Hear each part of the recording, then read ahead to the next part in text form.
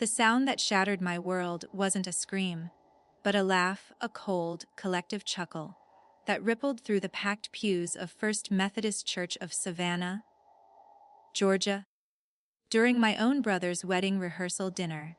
A sound that pinned me to the center of the gilded aisle, like a specimen under glass, as my mother, Eleanor Vance, her voice sweetened for the audience with a saccharine pity that made my skin crawl, placed a gentle, condescending hand on my arm, and announced to the assembled family, friends, and Savannah's old money elite, "Now, sweetheart, don't you fret about standing there looking so lost. We all know big days like this are hard for you." She turned her face to the crowd, a masterful performance of maternal concern. "My Sarah has always been our delicate flower. The therapists said she'd never handle real pressure. A respectable career, a uniform with stripes or stars. Goodness, no. She's just not made of that stern stuff. She'll always be our sweet, simple Sarah, meant for quiet, little things." The humiliation wasn't in the words alone, but in the affirming nods from my father, the smug pity in my brother's eyes, the way my elegant aunt dabbed a tear. The entire scene a public coronation of my lifelong role as the family's designated failure, the emotionally fragile one forever. Compared to my brother, the future surgeon, forever diminished in the glow of their collective perfection. In that crystalline moment of betrayal, the stained, glass saints seemed to look away in shame. My breath evaporated, and a heat of pure, soul-crushing shame ignited in my chest, spreading until my vision blurred with unshaped tears that felt like acid, an emotional breakdown conducted in perfect silence, amidst the whispers and the soft organ music. A 24-year lifetime of childhood emotional neglect, of being told my dreams of service were too ambitious for a nervous girl, of my art being called a cute hobby, while my brother's science trophies were enshrined, of my feelings being pathologized as oversensitivity, condensing into this one devastating public verdict: never a respectable uniform, never amount to anything. I stood there, a smiling ghost, until the last thread of my composure snapped, and I fled the sanctuary, the sound of their normalized cruelty chasing me into the humid, moss-draped night, where I collapsed behind the church, my body racked with silent sobs that felt like they would tear me in two, the weight of their collective dismissal finally, utterly crushing the girl I had tried to be. That night in the pastel prison of my childhood bedroom, surrounded by the dolls they thought I still needed, I made a decision as cold and clear as cut glass: I would vanish. Not with drama, but with a silence so absolute it would become my weapon. I packed a single backpack with practical clothes, my hidden savings of $2,100 from secret pet sitting jobs, and the one photograph I had of my kind, long-deceased grandmother. I left my door key, my smartphone, and the pearl necklace that felt like a collar on my dresser.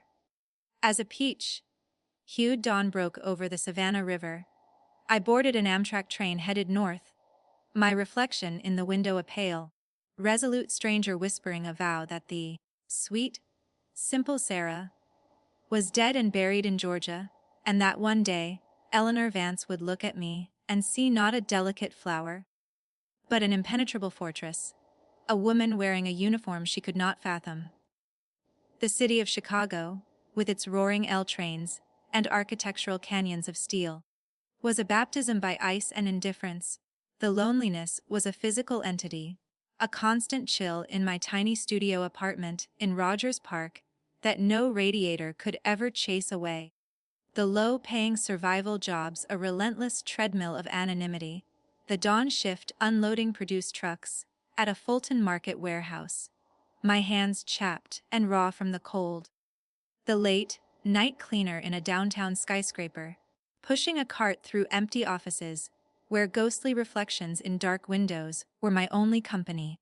The relentless, aching hunger that had me calculating the calorie count of a single banana versus a packet of instant oatmeal, The sleepless nights, spent listening to the city's heartbeat through thin walls, each siren a reminder of a world of action and purpose I was locked out of. The self-doubt was my mother's voice, now fully internalized. A cruel curator in my mind, replaying the church scene on a loop, asking if they were right.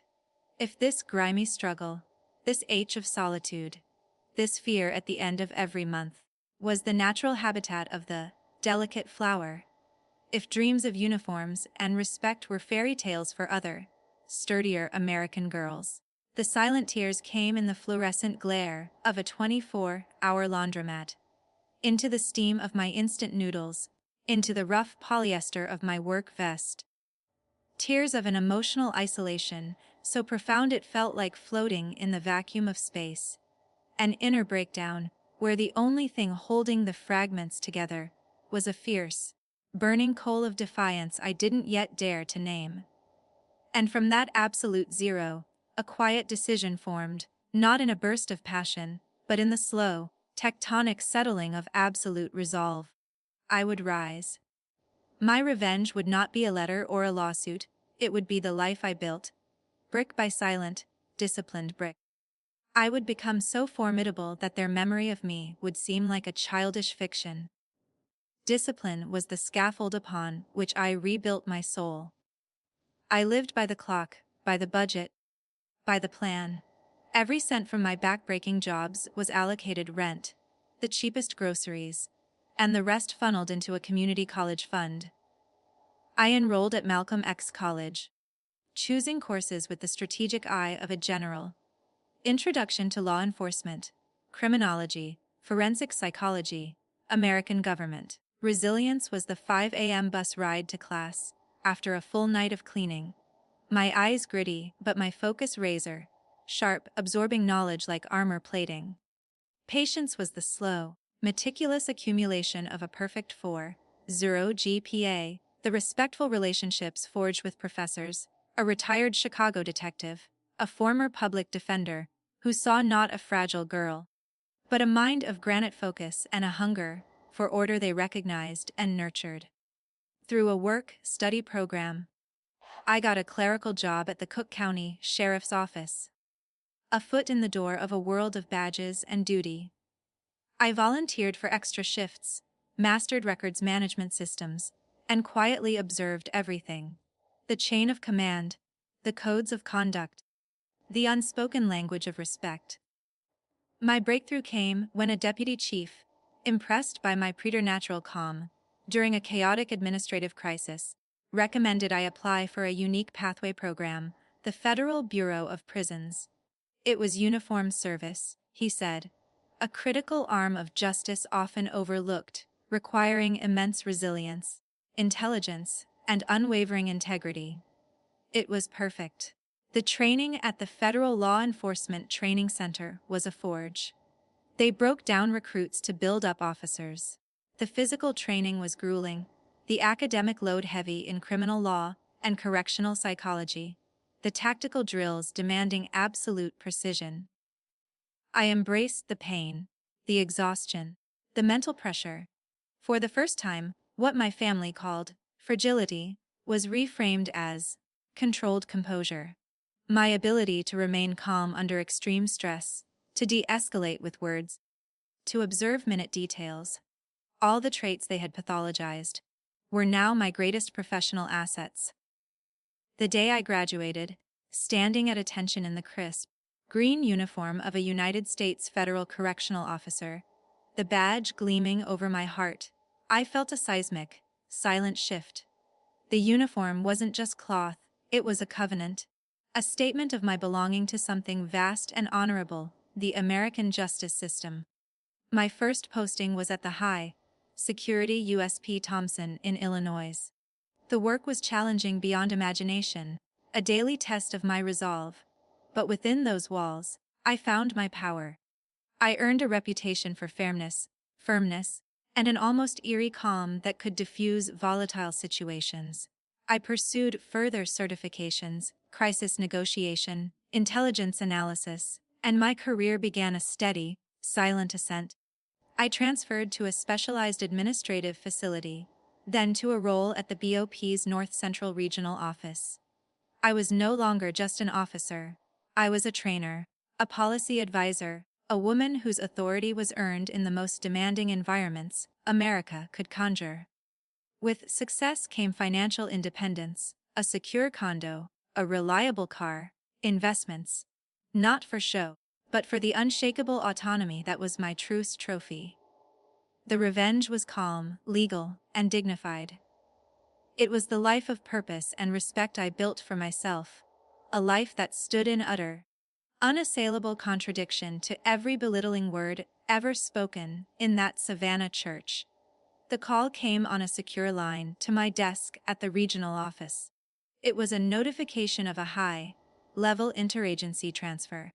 Due to my expertise in correctional intelligence and my flawless record, I was being temporarily assigned to a specialized Homeland Security task force in Washington, D.C., focusing on cross-agency coordination for high-profile detainees. My security clearance was upgraded to top secret. The assignment was routine for my pay grade, but its first operational briefing held a twist of fate so poetic it felt scripted. A white-collar criminal, a former finance executive convicted of a massive, multi-state Ponzi scheme that had devastated thousands of retirees, was being transferred to a federal medical center. The case had ongoing civil implications, and a key deposition was required. The location for this secure deposition, due to the detainee's minor medical needs and security constraints, was chosen as a federal building in Atlanta, Georgia. The family of the convict, known for their obstruction, had the right to have one non-legal observer present. The name of the observer listed was Eleanor Vance, my mother. The convict was my uncle, my mother's beloved brother, whose brilliant finance career she had forever contrasted with my unfocused ambitions. I did not recuse myself. My professional duty was clear, and my past was irrelevant to my security mandate. The day of the deposition, I entered the sterile, secure conference room in the Atlanta Federal Building as the senior correctional intelligence officer on the security detail. I wore my full Class A uniform, dark green, sharp, creased. My badge and commendation ribbons displayed, my hair in a severe, professional bun. I oversaw the secure hookup of the detainee, coordinated with the U.S. Marshals, and took my post against the back wall, a statue of official authority. The deposition began. My uncle, diminished in his prison scrubs, looked small. And then the side door opened for the observer. Eleanor Vance entered, dressed in the fading elegance of a Southern lady, her face drawn with worry. She looked at her brother, her eyes filled with tears. Then, her gaze swept the room, checking the federal officers, and landed on me. There was a flicker, confusion, a refusal to process.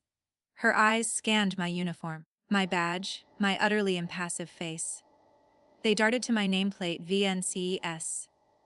The blood drained from her face so completely I thought she might faint. Her carefully maintained composure cracked like cheap plaster. Her hand flew to her pearls, the sister strand to the ones I'd left behind. Her eyes, wide with a dawning, horrific understanding, met mine. In them, I saw the church, the laughter, the prophecy of my failure. And she saw the living, breathing rebuttal of federal officer, a woman of formidable authority, standing guard in the very system that had captured her golden brother. The uniform, she said, I'd never wear, was now the symbol of a power she had to obey. The daughter she called, simple, was now part of the complex machinery holding her family accountable. A low, wounded moan escaped her, a sound of utter, absolute defeat. She didn't just cry, she quietly fell apart, her body slumping in the observer's chair, her face in her hands, her shoulders shaking with the realization that the child she had discarded had become an instrument of the very justice that now underscored her own family's disgrace. I did not move. I did not smile. I held my post, my expression one of detached professional vigilance. My revenge was complete. It was not in her tears, but in my perfect, unwavering stillness. When the deposition ended, I directed the marshals, finalized the logs, and walked out of the room without a second glance. The silent victory was absolute. The emotional closure was the profound, unshakable peace in my own heart. As I walked back to my temporary quarters, the message echoing within. Self-respect is the fortress you build when everyone has torn down your walls. Patience is the quiet, relentless architect of every impossible destiny. Resilience is the choice to let your wounds become wisdom. And the most powerful revenge is a life lived with such silent strength and dignity that it forces the world, and even your own family, to finally, truly see you.